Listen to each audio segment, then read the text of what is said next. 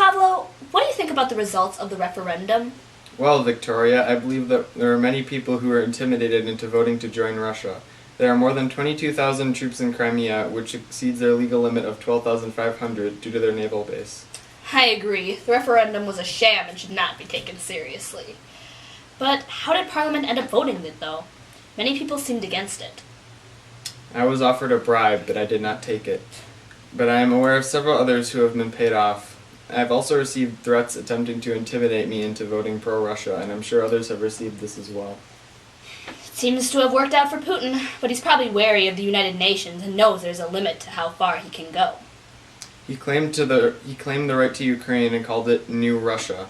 That doesn't seem like a cautious move to me.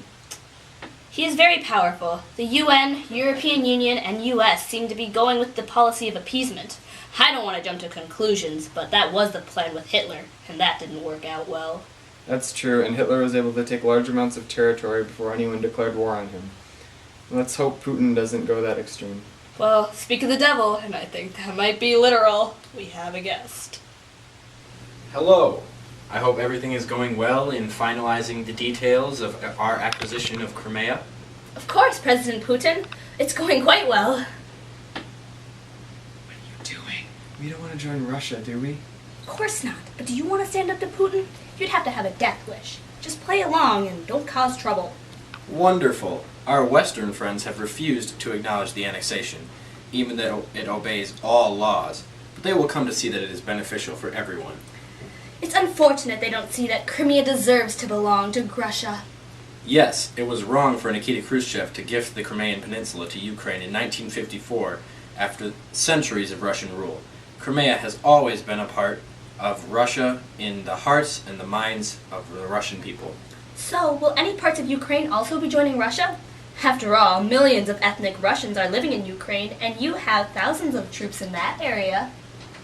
Stalin kindly sent Russians and Soviets to repopulate Ukraine after creating a man-made famine that starved millions. I have no desire for a partition of Ukraine. Russia does not need that.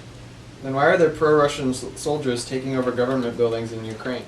I have said that I am not affiliated with those people's defenders.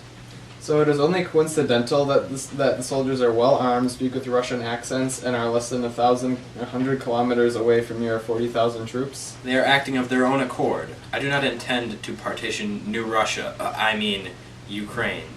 It is interesting because you said that same thing about the troops in Crimea and then later admitted that they were yours. Well, if he says they're not his, then they're not his.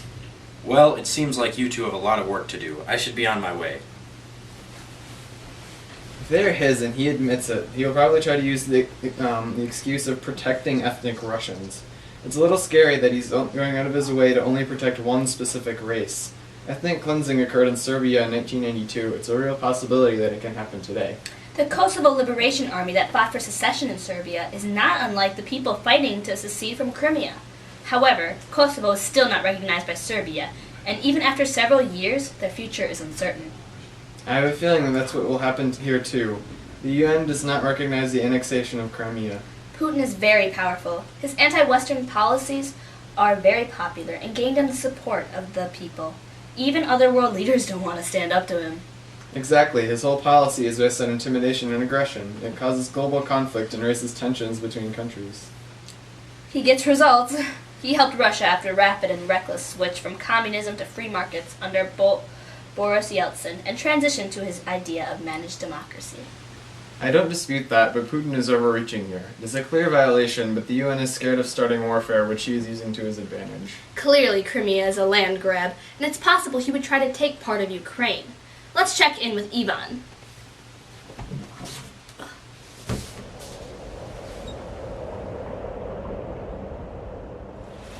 Hello, Victoria. What do you need? What is the current situation in Ukraine right now? Tensions are very high right now. The Ukraine government is making preparations to defend itself against Russia if force is necessary. Unfortunately, Ukraine is hugely outnumbered by the Russian army and they are not united. That would make sense. The eastern half is mostly ethnic Russian.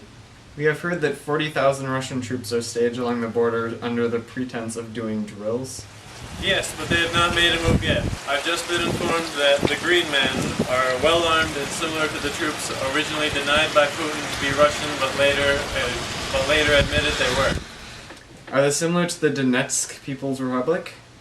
Yes, the Donetsk People's Republic barricade themselves in that government building there, while the Green Men are down around the corner there, searching people.